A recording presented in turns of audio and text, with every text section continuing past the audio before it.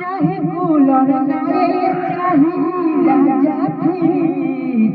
हो ना चाहे कूलर नाए चाहे राजा फिरी जल्दी से बाहर से आ जा करोड़ से भी जल राजा जी जल्दी से बाहर से आ जा कर खातिर हो कितनो ये पेप्सी कितनो खैनी माजा जन कोनो असर करे हम पे राजा हो कितनो ये पेप्सी कितनो खैनी माजा जन कोनो असर करे हम पे राजा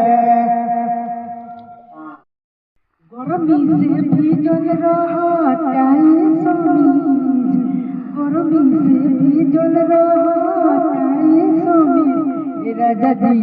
बाहरा से आ जाई करे खातिर होती राजा जी हो बाहरा से आ जाई करे खातिर हो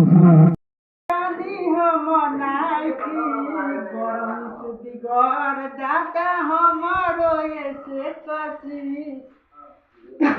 जल्दी से बाहर से आ जाए हो राजा जी गर्मी से भी जल रहताए हमारे चीज राजा जी हो करे खातिर ठीक बार बार